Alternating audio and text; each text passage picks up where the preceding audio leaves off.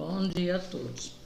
Hoje nós vamos continuar nosso estudo sobre a difícil tarefa de Neemias para a reconstrução do muro da cidade de Jerusalém e mudar o rumo do povo da cidade, Então nós vamos falar que Neemias, ele foi apresentado para ele todos os desafios que ele tinha que fazer.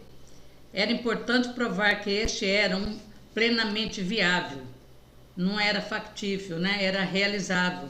Não se tratava de um simples sonhos ou fantasia, ou proposta aventureira, produzida por uma mente irresponsável para enganar o povo. Não, ele queria fazer de verdade, ele estava disposto a tudo para levar até o final essa obra. Era uma obra muito grandiosa e ele não poderia fazer sozinho.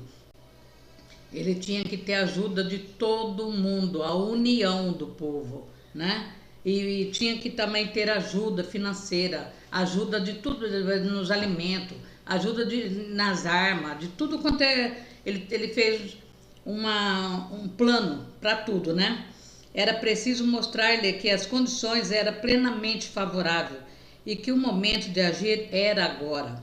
Era preciso incentivá-los e direcionar suas mentes para as grandes possibilidades, desviando deles os temores e frustração do passado sobre a liderança de Zorobabel e Jesus, E Jesuá. Zorobabel e Jesuá. E quais foram os argumentos de Neemias? Basicamente dois. Esse desafio contou com respaldo divino. Desse respaldo divino, respaldo do rei, e que outros argumentos poderiam produzir maior confiança e motivação do que esse?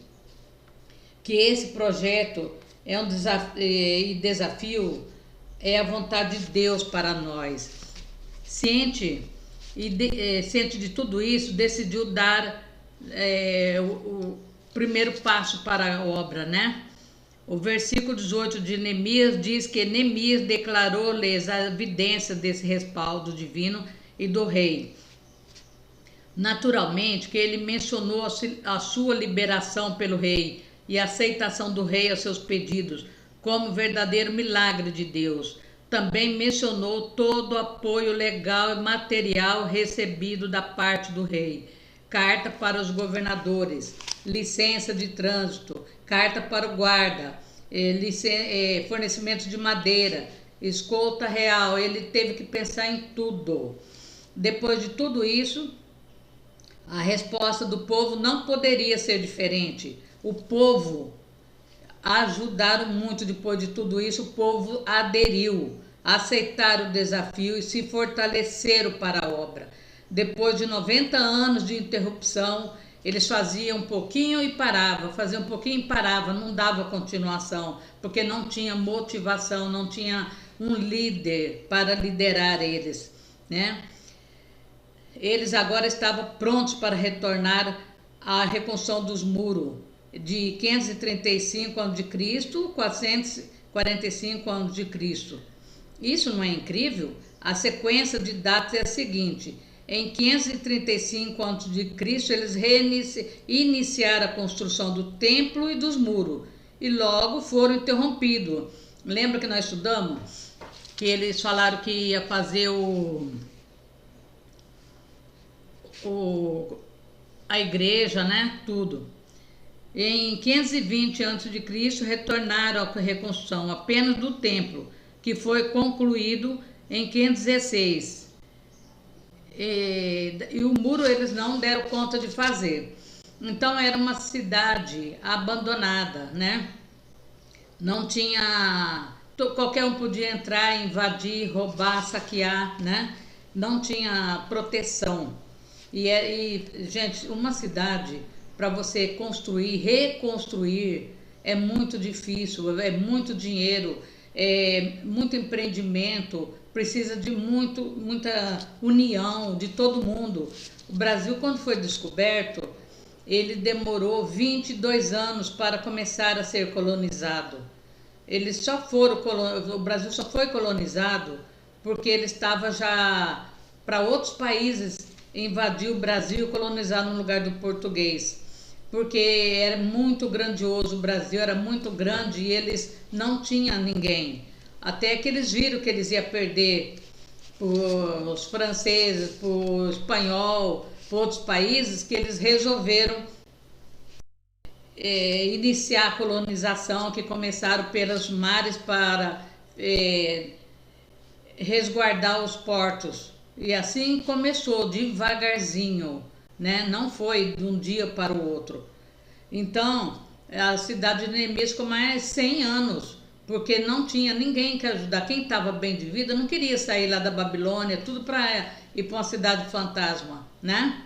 Nem que fossem seus antepassados, eles não estavam muito interessados. Até que Deus tocou no coração de Neemias. Isso também vale para o nosso dia. Atualmente, nós estamos vendo tudo que está acontecendo no país. E só o nosso presidente não pode fazer nada.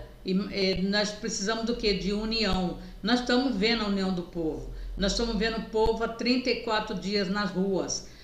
Todo o poder emana do povo. O povo agora está despertando, eles estão vendo a sua força. Isso vai fazer muita diferença, né? Que o poder é do povo, não é daqueles governantes que estão lá, que nós que colocamos eles, né? Se nós colocamos eles, nós também podemos tirar, tá? Então, a segunda reação dos opositores. Vamos retornar à nossa história. Porém, Sambalá, o Horonita, e Tobias, o servo Amonita, e Gesem, o Arábio, quando souberam, zombaram de nós e nos desprezaram e disseram: que é isso que fazes? Queres rebelar-se contra o rei? E aí riram deles, acharam que eles nunca iam ter essa capacidade para fazer isso. Então lhes respondi: o Deus dos céus é quem nos dará bom êxito. Nós, seus servos, nós disporemos e reedificaremos. Vós, todavia, não tendes parte, nem direito, nem memorial em Jerusalém. Os descontentes, geralmente, não se mantêm passivos. Sambalá e sua turma já tinham esboçado a primeira reação, que foi de desagrado. Né? Está em Neemias 2:10. Dessa vez, diante das notícias recebidas quanto à declaração e intenção de Neemias para Jerusalém, a sua segunda reação foi de quê? Todo mundo zombou dele, foi de zombaria, né? Zombaria e desprezo contra Neemias. Além disso, apelaram para a tentativa de intimidação. Quando você quer mudar alguma coisa no seu país, na sua cidade, na sua comunidade, na região que você mora, você vai receber intimidação das pessoas que não querem mudança. Eles te intimidam, né? Eu vou ler esse pedacinho, depois nós vamos falar um pouquinho da China, que está acontecendo lá. Intimidação da liderança, como se esse estivesse instigando o povo a rebelar-se contra o rei. A estratégia usada foi a mesma de 90 anos antes, que funcionou naquela ocasião. Interrompendo a obra por 15 anos, eles se sentiram intimidados e pararam. Porém, dessa vez não deu certo essa intimidação. O líder Neemias, ó, você vê que o Neemias era o copeiro real do rei. E ele era um líder nato, né? E estava muito bem preparado. O objetivo dos opositores era minar a liderança e desmobilizar o grupo. A primeira coisa, o povo está tudo na rua, está tudo fazendo movimento para o Brasil, né? Mobilização pelo Brasil. O que nós estamos vendo das mídias esquerdistas? Eles estão querendo o quê? Minar. Eles postam dia e noite notícias falsas, tentando minar, desanimar, tirar o povo da rua, porque assim não tem mudança, continua do mesmo jeito. Um líder precisa estar preparado para lidar com conflitos externos. Nessa ocasião, ele precisa ser firme e responder à altura, não deixar se intimidar. Neemias não se deixou intimidar. e nem teve qualquer preocupação em dar explicações aos opositores. Os seus colaboradores já estavam bem informados de tudo e confiavam no Neemias. Isso é o que importava. Ele foi bem claro e objetivo na sua resposta. Ele não usava meio termo. Ele falava claramente com todos e todos obedeciam, porque ele era um líder nato. Ele fazia diferença. Primeiro, essa obra é de Deus, ele dizia, e ele nos fará prosperar. Nós estamos a serviço de Deus e faremos a obra. Vocês não têm parte nesse projeto. Ele falou isso para os seus opositores, né? Que eles não iam ter. Lá na China é comunista, todos nós sabemos disso. É interessante que eles faziam insumo de vacina, tudo, mas muita gente morreu devido à Covid e eles lacraram a porta, chumbaram a porta com as pessoas dentro, crianças, mulheres, para não ter nenhuma ajuda de nada, morreram de fome. Isso não, eles não falam abertamente na televisão, mas muitos pereceram. Agora estão rebelados, eles estão na rua, eles querem a queda do ditador da China. Eles demoraram para levantar, né? Ninguém pode tratar um ser humano desse jeito, ninguém. Ninguém tem direito de tirar a sua liberdade, de achar que manda em você. Ninguém tem esse direito. Eu vou ler para vocês um trecho que eu achei muito importante, depois eu vou pegar para vocês, da Babilônia, que quando o rei achou que ele estava... o rei da Babilônia fez, quando ele fez a cidade da Babilônia, né? Ele achou que ele era mais importante do que Deus. Ele achou que era o máximo, era a divindade. O que aconteceu com ele? Ele caiu, a Babilônia caiu, foi derrubado tudo lá, né? Então, gente, nunca a gente deve achar que tem poder sobre a vida dos outros, né? Deus está vendo. Então, nesse caso, Neemias foi firme. Ele pegou esse projeto do difícil que ele tinha e levou à frente mesmo com toda mundo contra. E daí, como foi a organização e execução dessa obra? Apresentado publicamente com êxito, o projeto da reconstrução dos muros é contornado, né? É contornado por hora. O conflito com os adversários externos era chegado o momento de organizar e executar a obra. Então, qual as técnicas que ele empregou para fazer isso?